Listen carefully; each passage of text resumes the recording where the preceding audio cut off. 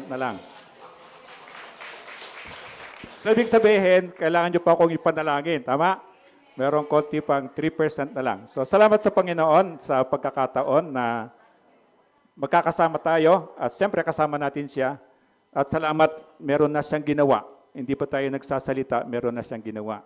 Nauna na siya. Promise kasi niya yun. Kaya salamat sa Panginoon sa araw na to.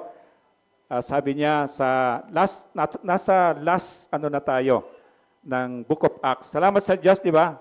Ilang taon nating pinag-aralan ng Book of Acts? Meron bang more than 1 year na to? Na nakita niyo yung salita ng Diyos. Book of Acts lang siya, pero dahil naglalagay tayo ng mga supporting verses, parang umiikot siya doon. Parang buong Bible, parang isinisingit ng Panginoon. Yun yung kabutihan na pag nag-focus tayo sa salita ng Diyos. At salamat, ng last week, ito yung malinaw na katotohanan na kailangan natin. Yung katotohanan, sabi nga katotohanan will set us free. Ito yung kabaligtaran na ginagawa ng demonyo. Na kasinungalingan, kasi the devil is the father of lies, di ba? So mag-ingat tayo doon. Once na meron ng lie, parang binigyan mo ng tungtungan ng demonyo. So kahit na white lie na sinasabi yan, kasinungalingan pa rin siya. So nakita natin last week yung patutuo ni Pablo, parang patutuo natin ginagamit ng Diyos to. And then yung pagpunta ni Agrippa at Bernice, paliwanag ni Festo, patutuo ni Pablo, paliwanag ni Festo, pasya ni Haring Agrippa. So itong mga senaryong ito, kung makikita mo, meron kang mapapansin na bakit inaaya ng Diyos na parang yung ibang bagay para masasabing walang kwenta, pero hindi eh. The fact na sabi niya yung Bible, lahat na nakasulat sa Bible, parang galing sa hininga ng Diyos, parang ganon. So makikita mo, merong importance yun. Merong importance yun na hindi natin pwedeng lampasan. Ngayong umaga, ito naman yung pag-asang mula sa pangako ng Diyos.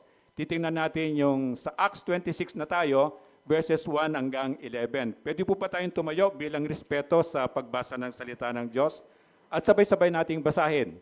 Sinabi ni Agrippa kay Pablo, "Mari ka nang magsalita para sa iyong sarili." Inuunat ni Pablo ang kanyang kamay at nagsalita bilang pagtatanggol sa sarili. "Haring Agrippa, itinuturing kong mapalad ako at sa harapan ninyo ako magtatanggol ng aking sarili laban sa lahat ng mga paratang ng mga Hudyo, sapagkat lubos ninyong nababatid ang mga kaugalian at pagtatalo ng mga Hudyo. Kaya't hinihiling ko pong pagtiyagaan ninyo akong pakinggan. Alam ng lahat ng Hudyo kung paano ako namuhay mula pa sa aking kamusmusan, sa aking sariling bayan at sa Jerusalem.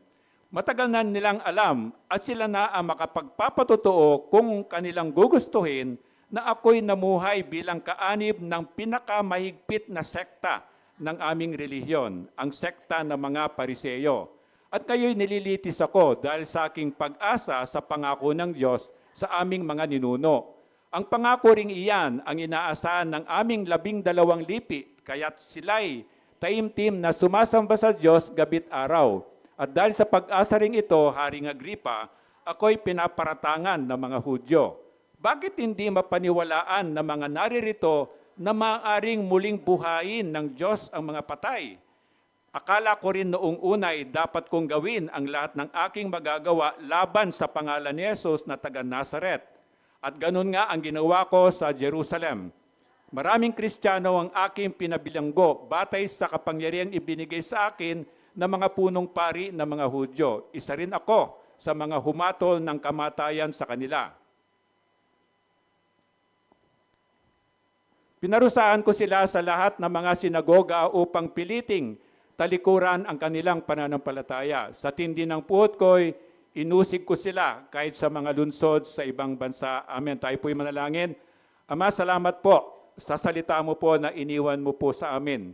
At salamat po, binigyan mo po kami ng kakayahan, maunawa, magbasa, makita, at maramdaman po yung katotohanan ng salita mo. Pero kung di mo po kami tutulungan, Panginoon, ay hindi po namin talaga lubos na maintindihan ito. Kahit ako po, Panginoon, itago mo po ako sa iyong likuran, ikaw po yung magsalita sa amin sa pamamagitan po ng kapangyarihan ng banal na Espiritu mo at mangyari po yung gusto mong malaman namin na yung salita mo nga po, O Diyos, ay magamit po namin bilang gabay sa buhay namin sa araw-araw. Samahan mo po kami, ingatan mo po kami, ito po yung dalangin ko sa pangalan ni Kristo. Amen. Pwede po.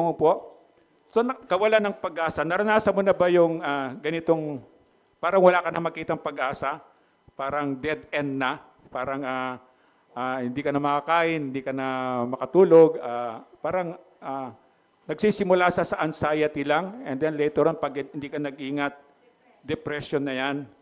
At sa experience ko po as a counselor, ito yung ingatan nyo. Anxiety, depression, it's normal sa lahat ng tao, kahit sa bata. Nakita mo yung bata, kapag nakatunga nga siya, ano na yun eh. Kapag lumabot po yan sa clinical depression, ako mismo sa experience ko, ang hirap po niya. Ang hirap po niya, but with God, kaya po. Kaya nga ito yung ginagawa natin dito, ang Diyos lang talaga ang pwedeng tumulong sa atin. Sana ito yung yakapin natin. Kahit anong galing natin, without God, wala tayo talagang magagawa. So sana sa sarili mo, ito yung God, kailangan po kita. Tulungan mo po ako. Kahit anong saan ka pumuntang professional, hindi po sapat yun. Kaya itong kawalan ng pag-asa, inahayaan ng Diyos maranasan na nito. Alam mo bakit? Hindi dahil sa galit siya sa atin eh. Mahal nga niya tayo eh. Kasi gusto niya tayong matuto. At gusto niya, maramdaman mo yung, alam mo yung kapakumbabaan na wala ka nang pupuntahan. Alam mo yung lahat ng pinto sarado. Alam mo yung kahit mga kaibigan mo, pamilya mo, nakikita ka pa lang, nagdidetour na sila. parang iniiwasan ka, di ba? Naramdaman niyo mga ganon, na lalo na pag wala ka ng pera, di ba? Parang iniiwasan ka ng lahat, di ba? Parang mga kaibigan mo, mga kabisihan na, di ba? Pero pag marami kang pera, para kang bulaklak, di ba? Parang lapitan ka ng mga bubuyog, di ba? Hindi ka naman kinakagat, pero mabago ka, di ba? This is part ng normal life. Kung magang realistic tayo, kasama talaga ito. Ito yung gusto ng Panginoon. Na nandito tayo sa fallen world, na huwag mong asahan na, kasi because of sin, na-corrupt siya, di ba? So yung katabi mo, ako, corrupted din ako because of my sin. Kaya iyong kailangan ko ang Panginoong Yesus. Kaya sana ito, yung pag-asang itinuturo ni Pablo, sana ito yung makuha natin today.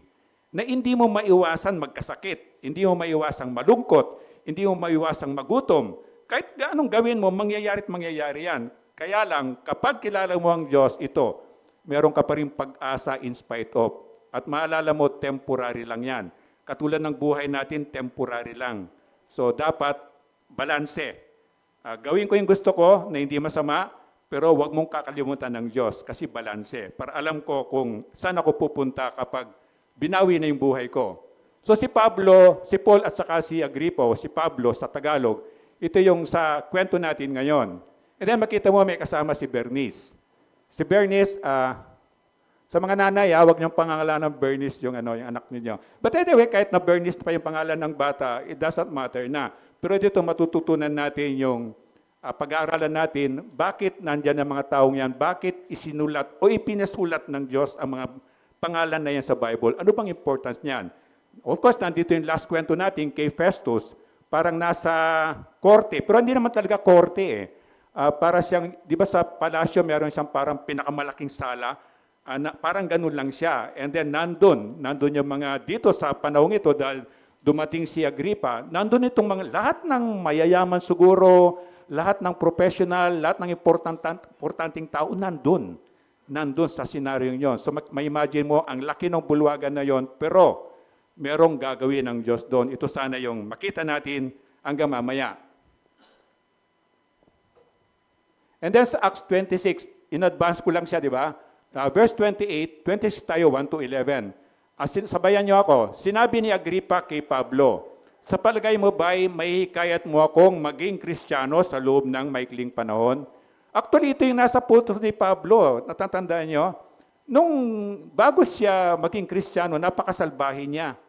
Pero na maging Kristiyano siya, ibinigay na niya yung buhay niya sa Panginoon. Parang tayo. Parang ako. Ang concern ko na lang, ang Panginoon, ang kanyang simbahan. Sino simbahan niya? Kayo. Pangalawa na lang ako. Parang ganun na. Parang ito na yung joy mo, ito na yung kaligayahan mo, ito na yung gusto mong gawin, ito yung number one gusto mong gawin. Ito yung nagbibigay ng kaligayahan. Si kay Pablo the same. Kaya sabi niya, ang pumunta siya sa meeting na yon, akala mo ipagtanggol yung sarili niya, pero hindi eh. Kasi yung mga taong ito, lalo na si Agripa, kailangan niya ng kaligtasan, tama? So itong ginagawa natin, the same. Yung in-invite mong kaibigan mo, alam ng Diyos, kaya mo siya in-invite baka merong ibigay ang Diyos sa kanya. Ang pinakamagandang regalo na pwedeng matanggap ng kaibigan mo, in-invite mo, ay yung libreng regalo ng Panginoon. Ito yung buhay na walang hanggan. Hindi mo ito pwedeng bilhin. Kahit na lumibot ka sa lahat ng SM, wala yun doon. Sa Panginoon mo lang ito makukuha. At ito yung pinakagusto ng Panginoon. Ito yung concern ng puso natin. Kasi kung ikaw, ligtas ka, siyempre, dapat ngayon, meron ka ng assurance na salvation mo, di ba? Kasi kahit ang mangyari, mamamatay tayo. Pero ang question doon, saan pupunta yung spirito ko? Di ba? Remember, from creation pa lang, anong ginawa ng Diyos? Kumuha siya ng putik. Putik, di ba? Hinugis niya ng tao. Hinugis niya ng taong ganun. Anong ginawa niya? Hinipan niya. That's the spirit. And then, come from God yun. Yung buhay natin yun. Kaya kapag namatay na tayo, sabi nila doon sa huling hininga mo, di ba? Huling hininga mo, dapat sigurado ka, yung spirit na yun makakabalik sa Diyos. Yung katawan natin, kahit anong gawin mo, babalik sa lupa. Kahit i-cremate mo yan, magiging alikabok yan. Magiging lupa yan. Kasi galing siya sa lupa. Pero yung spirito mo dapat makabalik sa Diyos. Kasi kung hindi, of course, alam na natin sa impyerno yon pupunta yung spirito mo. So, ganun lang sa kasimple. At dito, ito yung purpose ni Pablo, bakit siya nandun. Hindi yung selfish na para iligtas ang sarili niya. Kundi, itong si Agrippa, itong mga tao doon, lahat ng importanteng tao doon sa lugar na yon ay makarinig ng salita ng Diyos. Parang ito yung ginagawa natin dito. Ginagawa natin lahat para makarinig ng salita ng Diyos at biyaya lang ng Diyos na merong maniniwala. At pag naniwala yon, siya magkakaroon ng kaligtasan. Kasi from the beginning, ang kabayaran ng kasalanan ay kamatayan. Pero ang regalo ng Panginoon ay buhay na walang hanggan. Kaya sinabi ni Jesus, ako yung daan, ako yung katotohanan, ako yung buhay. Walang makakapunta sa langit kundi sa pamamagitan ko. Yung ako, patay yung espiritu ko nung isilang ako. Kasi namano ko yung kasalanan ng nanay ko, tatay ko, mga lolo't lola ko, mga ninuno ko. Kasama pa yung namano ko yung kasalanan ni Adan at Eva. So, buhay ako, pero yung espiritu ko patay. Ngayon, pag lumaki na ako, naintindihan ko yon, naniwala ako sa sinabi ni Jesus. Si Jesus, bubuhayin niya yung patay na espiritong yon. At pwede na itong pumunta ng langit. Kung nanatiling patay yon, kasi hindi ako naniwala sa mensahe ni Jesus, nireject ko siya, mananatiling patay yung espiritu ko, pag namatay ako, yung katawan ko babalik sa lupa, yung espiritu ko nandun siya, pangalawang kamatayan sa impyerno. Ito yung malinaw, na hindi ka man maniwala, ito yung mangyayari. Kaya as of now, dapat sigurado ako na kapag namatay ako, pupunta ako sa langit. Paano ka makasiguro? Yun nagala. Paniwalaan mo yung sinabi ni Jesus, ako lang yung daan, walang ibang daan. Sabi niya, walang bagong daan, walang lumang daan, walang anumang klaseng daan. Ako lang ang daan, sabi ni Jesus. And then testimony natin, ito yung napaka-importante. Na yung mga tao, kamag-anak mo, kasama mo sa bahay, kung minsan hindi naman sila nagbabasa ng Bible, di ba? Hindi naman sila nakapunta rito para makinig. Pero yung buhay mo, nakikita nila yon. Ngayon kayo tunay na Kristiyano, siyempre yung pananalita mo, guided ng Holy Spirit yan, yung action mo, yung mga iniisip. Kasi iniisip mo, lumilitaw yun, di ba? Lumilitaw sa body language mo. Nakikita nila yan. Kaya napaka-importante dito. At dito, nakita natin yung testimony ni Pablo, di ba? Matagal na natin pinag-aralan yan. Merong 3 parte ng testimony, di ba? Yung una, number 1, ano ka nung hindi mo pa nakilala si Kristo? Di ba usually, parang ako, lasenggo, sagarol, sexual maniac, lahat ng kasalanan nandun. And then, pangalawa, paano? Paano ko nakilala si Jesus? O yung iba, na-invite ako sa simbahan, nakarinig ako mensahe, naniwala ako. Yung iba, nagbasa ako ng Bible. Yung iba, nanood ako ng TV. Senior na yung gospel, naniwala ako. Maraming iba-ibang pamamaraan. And then, pangatlo, ano nang nangyari nung maging Kristiyano ka na? Ano ka na ngayon? So ito yung the same, patutuo ni Pablo. Dati napakasalbahin niya, pero kinatagpo niya siya ng Panginoon sa road to Damascus, di ba? And then, naging Kristiyano siya, and then ang buong buhay niya, ibinigay niya sa paglilingkod sa Panginoon. Sa napaka-importante po ito. May sinasabi tayo, di ba, na yung walk your talk, kung ano yung sinasabi mo, dapat ipamuhay mo. Mahirap po yun, nakala mo ba? Mahirap po yun. Na sabihin mo sa anak mo, Masamang magsinungaling, ha? Hindi ka dapat magsinungaling. Paduduguin ko yung nguso mo pag nakita ka nagsinungaling, di ba? And then kinabukasan dumating yung naniningil sa'yo. Sabi mo sa anak mo, sabihin mo wala ako, ha? Di ba? Yung mga ganon. Kahit na sabi mo white lie, lie pa rin yun. Kaya sabi niya, kung ano yung sinasabi natin, dapat ipinapamuhay natin. Sabi niya 2 Corinthians 5:17, sabayan niyo ako. Kaya't kung nakipag-isa na kay Kristo ang isang tao, isa na siyang bagong nilalang. Wala na ang dati niyang pagkatao, sa halip ito'y napalitan na ng bago. Kaya makikita mo merong ano, 'di ba? Merong transformation doon sa mga nakita mo, 'di ba? Tingnan mo 'yung katabi mo. O, 'di ba kung matagal mo nang kakilala 'yan, dati, 'di ba, para siyang mukhang pasas. Alam mo 'yung pasas? Pero ngayon, 'di ba, para siyang ubas, ang kinis-kinis ng wala, 'di ba? Para siyang blooming, 'di ba? That's the glory of God kasi natural 'yan. Na yung transformation niya gawa ng Panginoon niya. Parang pag nagtinim kang kamatis, aalagaan mo 'yan. Pero sino magpapabunga niyan? Ang Diyos. The same sa atin. Once na ipinagkatiwala ang buhay mo sa Kanya, gagawin niya yung pinaka-best para sa inyo. Because God knows what is best sa ating lahat. Kaya importante yan, sabi niya, makipag-isa. Ano yung nakipag-isa? Parang nag-asawa. Yung dalawang tao, naging isa. Ikaw na dati makasalanan, nakipag-isa kay Kristo, anak ka na ng Diyos, kaibigan ka na ng Diyos. Nakipag-isa ka sa Panginoon. Kasi Kristiyano, hindi ka pwedeng mabuhay na ikaw lang mag-isa. So nandun talaga yung pakikipag-isa mo kay Kristo, siya na yung boss, hindi na ikaw yung boss. And then we are ambassadors of Christ. Anong ibig sabihin nito? Halimbawa, ambassador ako pumunta ako sa Korea as ambassador of the Philippines in Korea. Ang ibig sabihin ng ambassador of Christ, parang foreigner ako sa Korea, di ba? Foreigner ako sa Korea. And then, nire-represent ko yung foreign country, which is Philippines, sa Korea. So nakita mo, tayo the same. Kung Kristiyano ka, anak ka ng Diyos, you are ambassadors of Christ. O sulat nyo, mamaya itatanong ko sa Bible study nyo yan. Diba? Ano yung ibig sabihin ng we are ambassadors of Christ? Nando sa foreign land, isang foreigner na nire-represent niya yung foreign land. Kristiyano ka.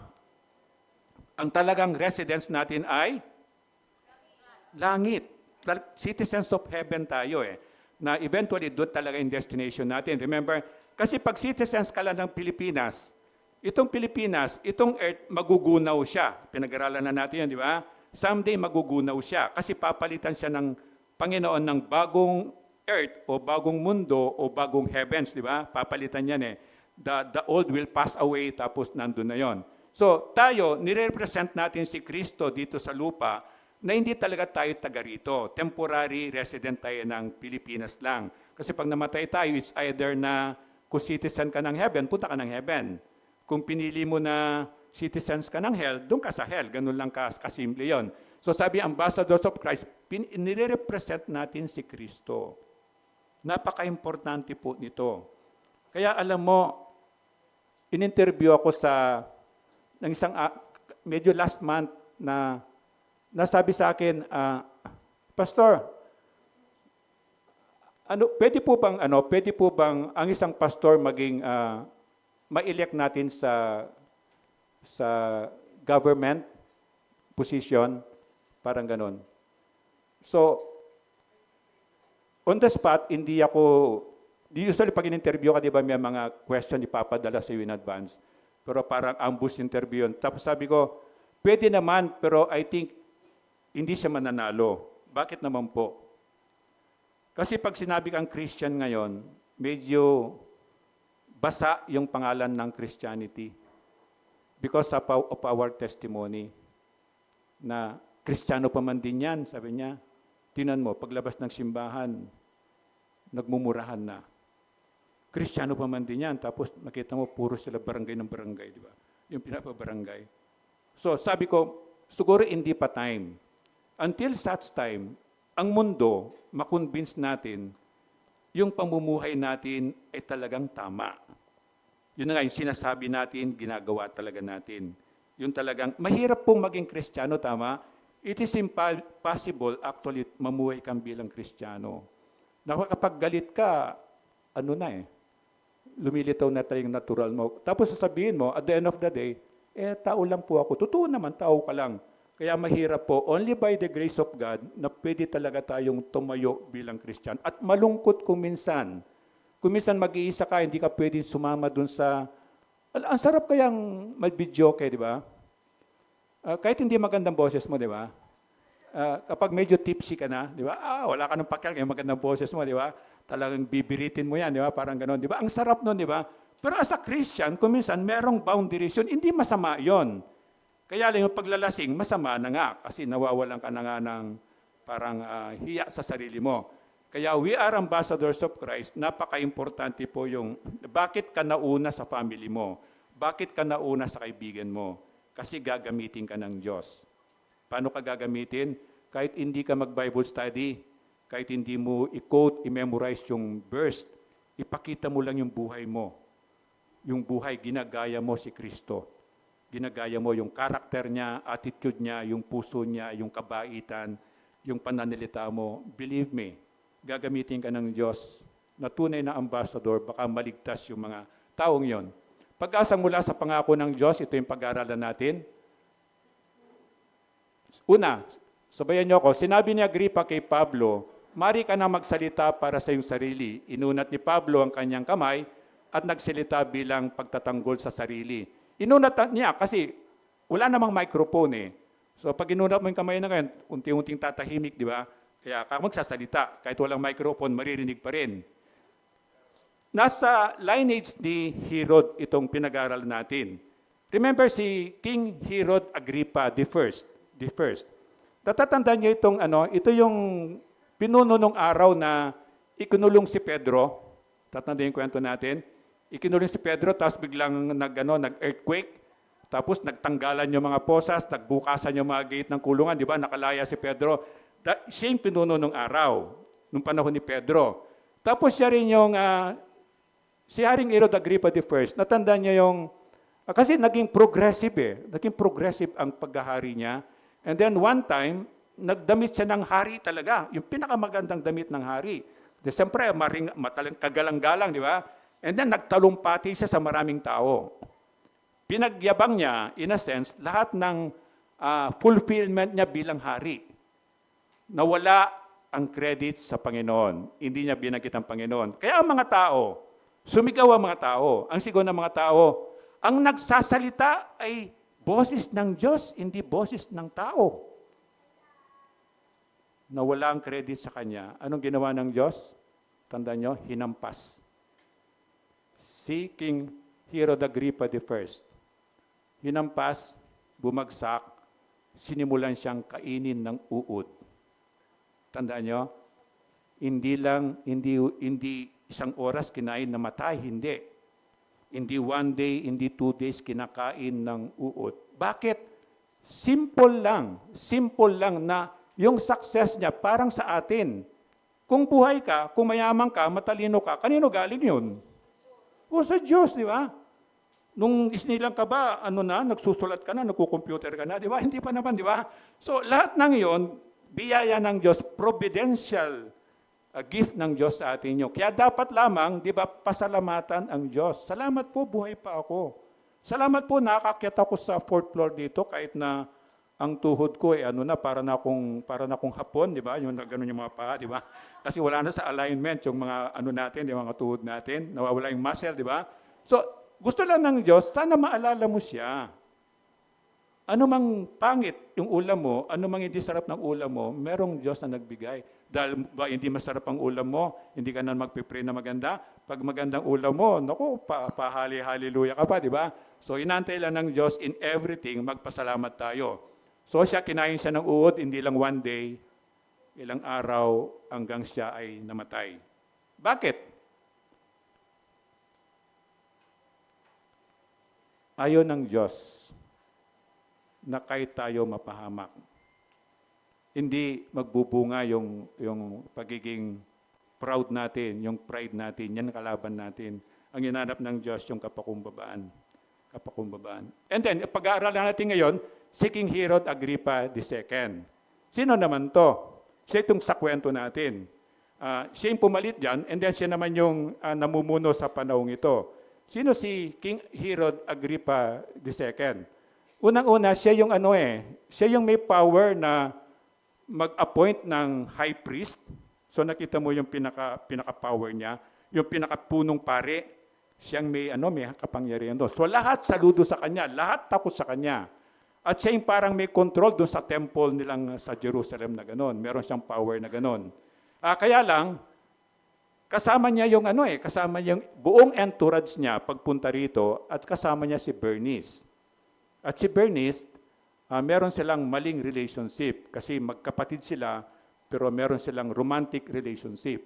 So basically, makikita mo, pag inisip mo ito, hindi nakasulat sa Bible, meron talagang plano ang Diyos kung bakit ganito yung pinasulat niya, kung bakit ganito yung dapat makita ng mga tao. Itong si Herod Agrippa II. Ito yung incest. Ano yung incest? Ito yung kasalanan ng nagkakaroon ng relations sa kamag-anak. At ngayon, ano na po ito? Barang common na lang Yung nanay sa anak, yung tatay sa anak, magkapatid, magpinsan, magkamag-anak. Ito po yung kasalanang incest na tinatawag. And then meron pang nangyayari na ngayon yung bestiality. Have you heard the bestiality? Para siyang incest. Kasi nakita mo ngayon, di ba? Ako mahilig din ako sa hayop. Mahilig din ako sa hayop, mahilig ako sa aso, mahilig ako sa pusa. Elepante hindi. Pero sumakay ako ng elepante sa Thailand. So, yung ganon. So, itong bestiality, sa sobrang closeness ng tao sa hayop, di ba ngayon, meron akong kapitbahay, bago ako lumipat dito sa Gomez Mansion, meron akong kapitbahay, doon sa kapitbahay ko sa Gomez Mansion sa Vito Cruz, mayayaman po. Actually, mga kamag-anak ni Mayor, meron nakatira. Yung mga old condominium na malalaki ang unit. Meron akong kapitbahay doon, meron siyang, ang ganda-ganda talagang aso niya. Di ba nakikita yung puting-puti yung aso niya, na makita mo talagang hindi po yung pinapayapak na lupa. Bababa sa kondo, hawak-hawak ng yaya. Meron talagang yaya para sa aso lang. And then, isasakay sa kotse yan. And then, the same. Kapalagay ko, pinapaparlor, kaya magandang-maganda yung balahibo ng aso. Ang sinasabi ko, yung bestiality, sa sobrang closeness nun, ginagamit ng devil yun, yung bestiality, kasalanan, nakikipagtalik ang tao sa hayop. May nakikita kayo sa news kuminsan na ganon. Ganon po, katindi. Katindi ang gawa ng devil, ibabagsak at ibabagsak ka talaga niya. And without you having relationship with Jesus, sabi mo, kaya ko. No. Akala mo lang yon. Sana makita mo na ang devil, angel siya. Meron siyang kapangyarihan. Naging fallen angel siya, good angel siya dati. Kaso sa heaven, pag nagkasala ang angel, kahit konti lang, belong to fallen angel na yon. Saan siya binabagsak? Hindi na pwede ng langit kasi sa langit perfection So itatapon siya dito sa lupa, itatapon siya sa impyerno. Kaya kayo mga parents, di ba ang rule natin, pagkagat ng dilim, you bring your children sa bahay.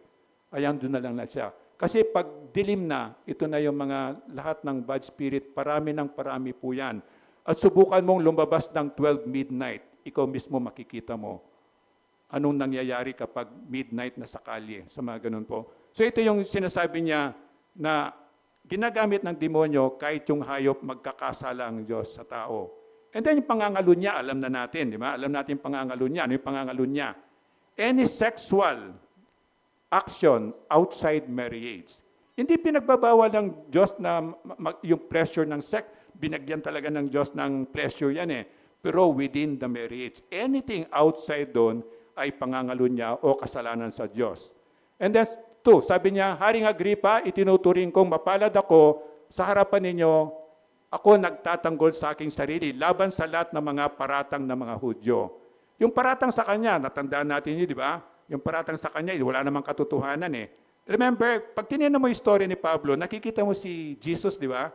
Lahat ng paratang, hanggang sa patayin sila, wala nang napatunay na totoo yun Diba? Remember, pag tunay na Kristiyano ka, diba? Dadanas ka ng ganun. Dadanas ka ng ganun. Hindi mo maiiwasan yon. Ngayon kapag walang nagpe-persecute sa'yo, Kristiyano ka, medyo mag-isip-isip ka, baka Kristiyano ako 2% lang. Pero pag tunay na Kristiyano ka, merong maiinis, merong magagalit sa'yo. Bakit? Yung taong hindi naniniwala kay Jesus, they are enemy of God, di ba? Parang tayo, dati tayong enemy ng Diyos. Ngayon, yung naniwala ka kay God, yung mga enemy ng Diyos, galit sa'yo, tama? Nararanasan nyo yan, di ba? Pasimba-simba pa man din, kala mo kung sino, di ba? Naranasan nyo. These are part of persecution kasi nga, hindi lang inggit. Kasi nga, yung enemy ng Diyos, ito yung Diyos, itong lahat ng enemy ito, galit doon sa mga maniniwala sa Diyos na to. The same kay Pablo.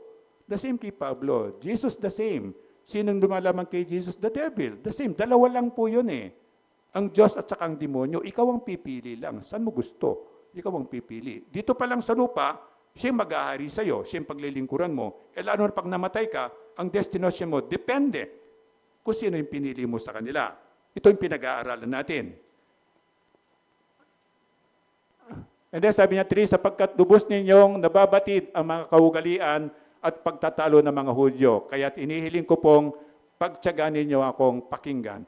Bakit ganito yung salita ni Pablo? Kasi si Agripa, siya ay isang Hudyo. Hudyo siya. Kaya lang lumaki siya sa Roma. Doon siya nag-aral, doon siya nagtrabaho. So ang puso niya, ang pamumuhay niya, parang Romano. Pero ang talagang lahi niya ay Hudyo. Kaya si Pablo, Hudyo ka eh. You belong to the chosen people. So alam niya, kung itong si Agripa ay maniniwala kay Jesus, imagine mo yung influence niya, di ba? Influence niya na sasabihin niya, itong pinaniniwalaan niya ay si Jesus.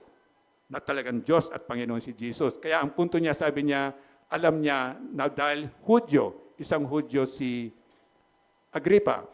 And then pangalawa, hindi lang ipinagtanggol. Again, yung pinagtanggol, sinabi natin kanina, hindi niya ipagtanggol ang sarili niya.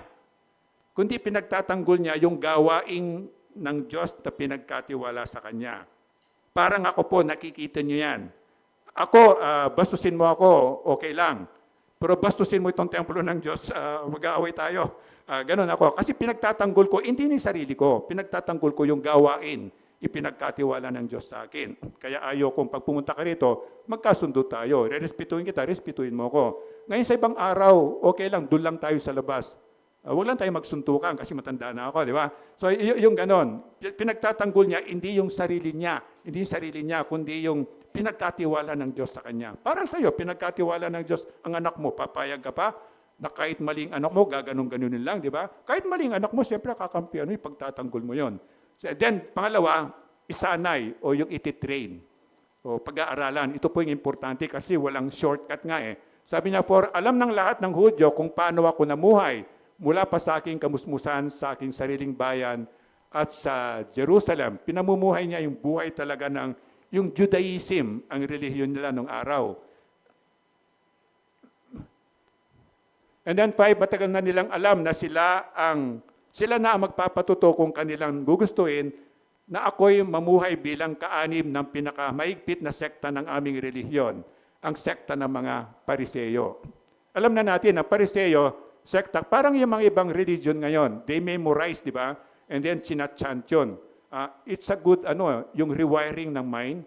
Ito yun eh. Kapag yung, during my crisis, itong lately, di ba, 3 weeks akong hindi nag-preach. Actually, 4 weeks yun na nasa, naka-depression at saka anxiety. Hindi ako nakakatulog. As in 1 hour, walang tulog. Naranasan ko yun. And then, na-discover ko yung, I have to rewire my mind. Anong gagawin doon? Salita lang po ng Diyos. Kaya sabi ko, konti na lang, pero malapit na. Salamat sa Diyos nakapag-preach ako today. So ito sinasabi niya, pinakamaigpit na religion, sinusunod niya. Parang sa atin, di ba? Parang sa atin, yung religion will not save us. Malinaw na tayo doon, di ba?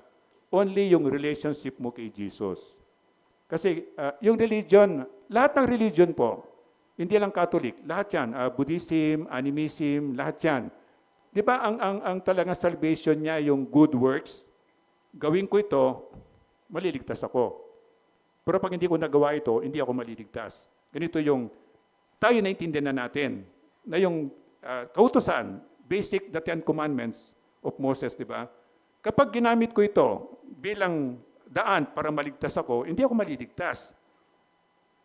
Yung 10 commandments na yon, masunod ko man yung siyam, hindi ko nasunod yung isa, bali wala yung siyam, tama? And then masunod ko man siya today, how about tomorrow, next time, next week, next month, next year? Di ba? Kahit na nasunod ko siya ng 69 years, nasunod ko siya perfectly. Paano on my 70th year? Ito yung edad ko na ngayon. Nagkamali ako ng isa. Lahat ng ginawa ko nung 69 years na yun, baliwala yun.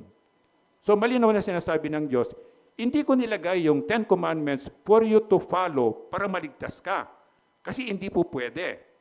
Para maligtas ka, sabi niya, it's not about yung religious ginagawa mo. Para maligtas ka, sabi niya, si Jesus lang. Kasi siya lang yung qualified.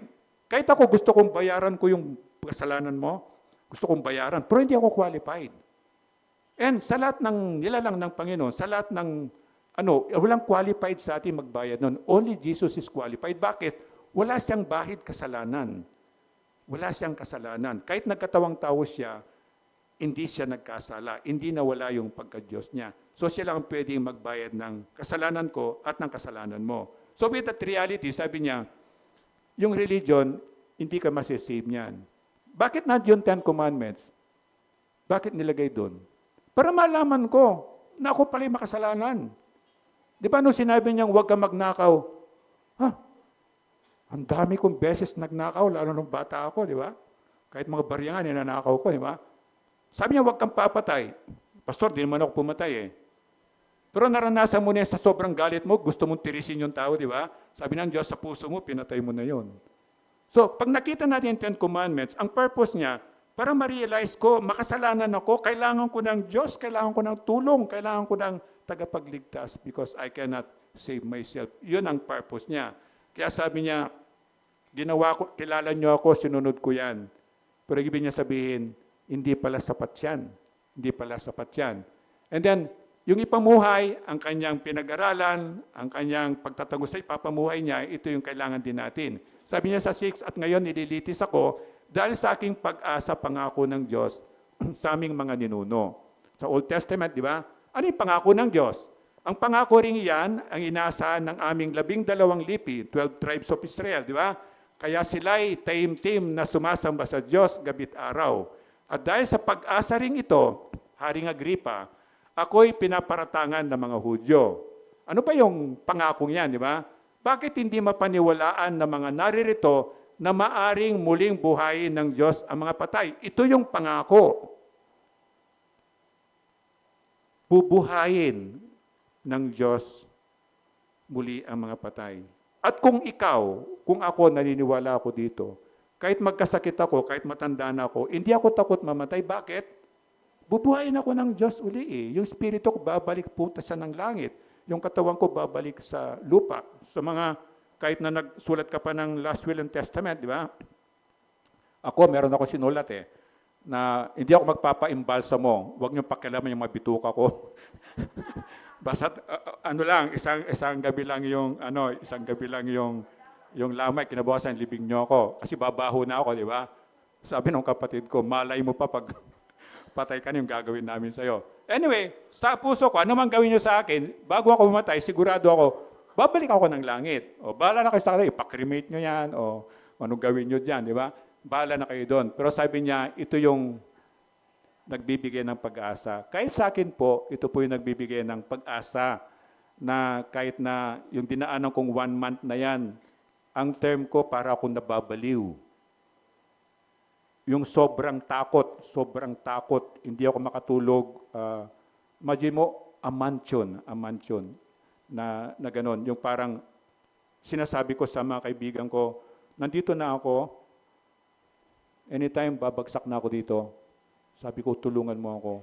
Nakita nyo, di ba, dinala nila ako ng 1 week sa Laguna, dinala ako sa Baguio, dinala sa Tarlac, dinala doon sa Oasis of Prayer. Wala po, lahat yun.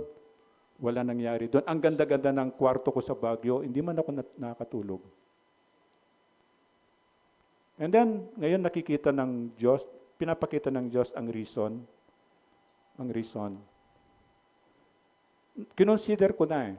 Sabi ko sa anak ko, Nak, paglipat ko ba, kinonsider ko na I will live dito. Nak, pwede ko ba dalhin yung washing machine ko? Ayaw ko kasi maglaba. Pinakaayon-ayaw ko yung maglaba. Kasi meron akong ate, I grew up in a family, may mga kapatid akong babae, sila naglalaba. Kaya pagdating sa Bible school, yan po yung problema ko, maglalaba kami na kailangan kong maglaba.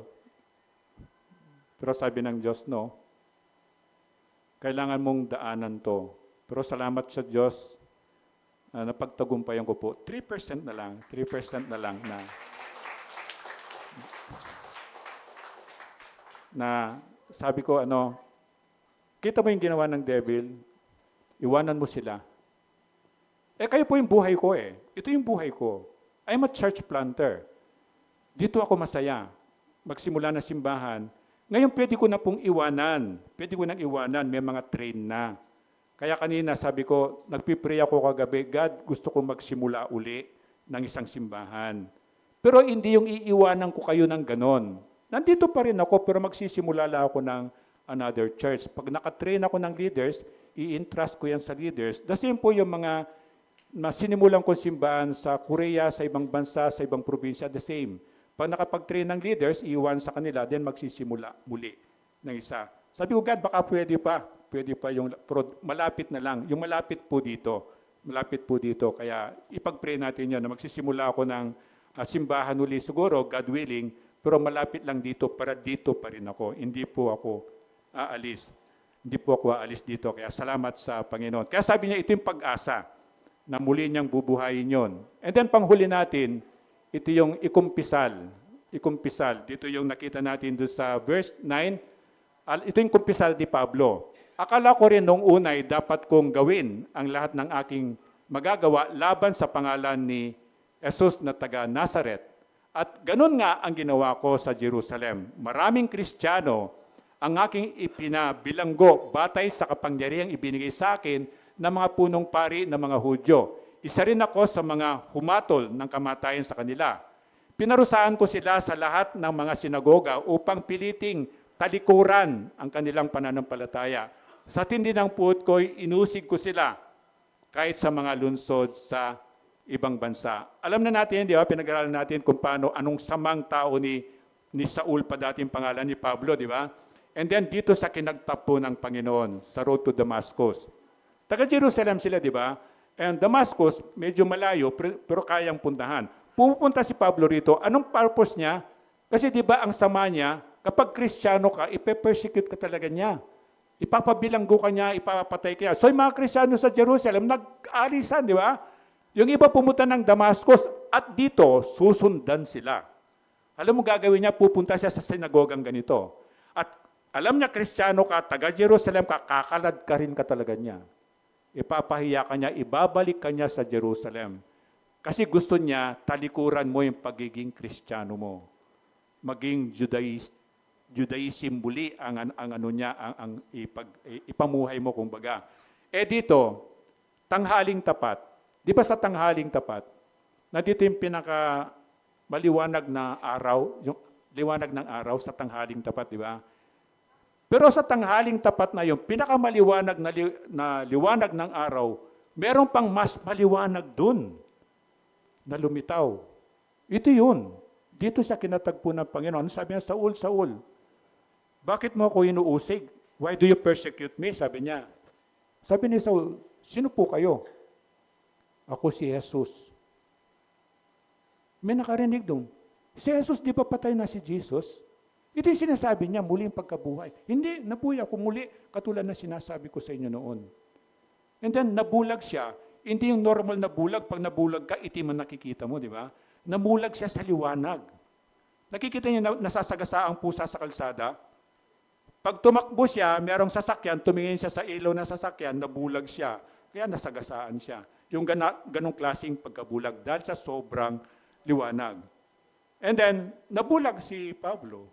Ang nakikita niya yung liwanag lang ng Panginoong Yesus. At doon siya kinonvert into Christianity ng Panginoon. Nagagamitin kita, sabi niya. Ginawa siyang apostle, di ba? There are already 12 apostles, di ba? Pero ginawang apostle si Kristo, ay si Pablo, hindi kasama doon sa original 12. 17, ililigtas kita mula sa mga kababayan mong Hudyo at gayon din sa mga hentil kung saan kita isusugo. Ito yung pinangako ng Diyos sa kanya, kay Pablo. Pag nakita mo po itong, bakit ko in-highlight yung isusugo na yan? Ang ibig sabihin sa isusugo, nandito yata, yun, isusugo, apostelo, ibig sabihin apostol. Then, merong dalawang requirements. Gusto ko matandaan nyo ito. Importante ito. Matandaan ninyo para yung theology nyo tama. Para maging apostle ka, personal na tinawag ka ng Panginoong Yesus. So ang question doon, meron pa bang pwedeng maging apostle ngayon? Wala. Kasi wala nang tatawag ng personal, in person. Parang, remember, tinawag ni Jesus yung mga 12 apostles niya, come, follow me. Sumunod sila, di ba? So ito, first required, tatandaan nyo yan. At talaga yan, pangalawang requirement para maging apostle, saksi sa muling pagkabuhay. Nandun ka. Di ba, bago umakyat ng langit si Jesus, nagpakita siya sa more than 500 people para patunayan niya na yung pinatay ninyo para sa kabayaran ng kasalanan ng lahat ng tao, inilibing, but on the third day, siya nabuhay na muli. At nagpakita siya sa more than 500 witness. At dapat, para maging apostle ka, ito sa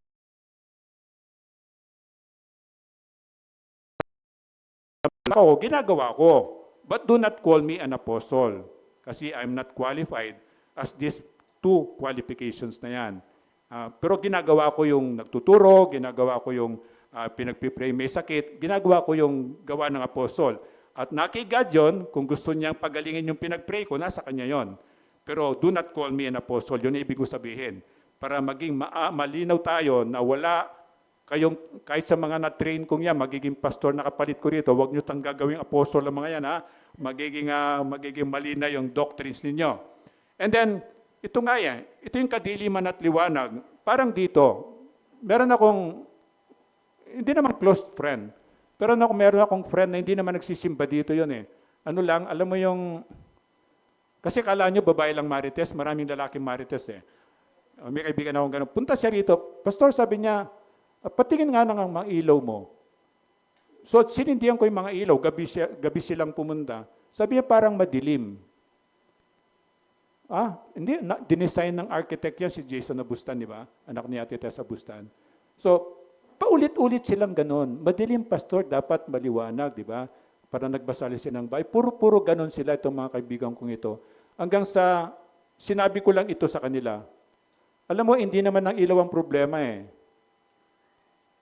Ang problema natin dito, parang kayo dito, o tayo dito, without Jesus, nasa kadiliman talaga tayo. Si Jesus lang talaga ang pwedeng, hindi yung ilaw na yan, these are just ano lang yan. Kaya kung nandito ka, wala kang Jesus, hindi ka naniniwala kay Jesus, mananatili ka po doon sa kadiliman. And then kapag naniwala ka, hindi paramihan ng alam. Basta naniwala ka, Panginoon, gusto ko pong maniwala sa iyo. Ito po yun, magiging maliwanag ang buhay mo. Yung kaisipan, yung puso, yung pananalinta, yung joy mo magiging mababaw. Alam mo, parang aratilis lang, tuwan-tuwa ka na. Diba? Yung ganon, magiging mababaw ang kaligayahan mo. So yung kailangan talaga ay ang Panginoong Yesus. So ito po yung sana meron tayong napulot sa pag-asa mula sa pangako ng Diyos. Again, ipagtanggol natin, pangalawa lang ang sarili natin. Nakuha nyo? Ipagtanggol natin yung gawain ng Panginoong Yesus sa iyo at saka sa kasama mo. Ito yung ipagpatuloy natin, yung paghahanap ng mga na hindi pa naligtas. And then isanay, magsanay. O kayo mga youth, ang dami na niyong minomorize. May mga gospel. Ngayon, meron pa ako narinig, mga nadapa na minemorize yun, di man yung ginagamit. So, yung sinasanay niyo, ipamuhay ninyo para meron ding maligtas sa mga tao, di ba? Na kahit nasabi mong, i-practice ko nga, anak, i-practice ko nga sa yung minemorize ko. Ano yun, ma? Ipagtanggol. Ay. Di ba? Malay mo, sa sinabi mo, maniwala yung anak mo, naligtas siya, di ba? O, anak, i-practice ko lang yung assignment ko sa church. Ano yun? Merong acronym yung yung gospel, G. Di ba? Sa pagpapractice mo yon, pwedeng gamitin ng Diyos yon na maligtas yung taong pinagpapracticean mo. So, sinasanay natin ipamuhay. And then ito po, Kumpisal, alam nyo na to di ba? Di ba parati natin pinapanalangin? Pagising natin, there are two important prayers, di ba? Na pinapractice nyo ba yung ACTS, yung ACTS, yung ACTS, adoration, yung C, confession, yung T, thanksgiving, and then yung S, supplication. Para pag nanalangin tayo, kasunod ka agad yun, nung pinupuri mo ang Diyos, tapos kasunod doon yung confession, ito yon. Kasi pag may kasalanang hindi nahihingi ng tawad, yung panalangin natin, gumaganon lang, hindi makarating ng langit, tama? So again, hingi mo ng patawad yun, ikukumpisal. Ang pangako ng Diyos, if you confess your sin, di ba? God is faithful. Patatawarin niya yung ikinumpisal kong kasalanan. At ano pa? Lilinisin niya lahat ng karumihan na dulot ng aking kasalanan. So, banal ka na naman. So, huwag mo nang hintayin ng Sunday. Nagkasala kanina, nasigawan mo yung anak mo, agad-agad, balik ka sa Panginoon. God, patawad po. Medyo yung galit ko, umabot do sa point of sinning. Hindi masamang magalit. Pero, bantayan mo, merong galit na umaabot do sa kasalanan. Yung nagmumura ka na, nagbabasag ka na, nagsusumpa ka na, yun, galit ka. Pwede ka namang magalit. Pag galit ka, pag lalaki ka, bulsa mo muna yung kamay mo. O tapos bilang ka, 1, 2, 3. Nakabilang ka na ng 500, galit ka pa rin. Di bilang ka pa rin, 501. Siguro naman, pag may 1 million ka na, hindi ka nagalit, di ba? Ngayon, pag hindi ka nagalit, saka mo sabihin. Alam mo, yung ginawa mo sa akin kanina, nasaktan talaga ako. Masyado mong pinersonal ako dun eh. Parang ganon. Pero nung galit ka, di ba? Hindi eh. Kung ano nung lalabas yan, para mga balisong yan, di ba?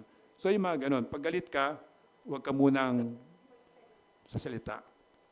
Kung di mo kaya, lumayo ka muna. Di ba? Pero pag lumalayo ka, yung kamay mo, di ba? Gusto mambato, di ba? So, kukontrolin mo yon. Yun na nga yung binigyan ka ng Diyos ng self-control. So again, ikumpisal, gusto natin maging banal, di ba? Because our God is holy.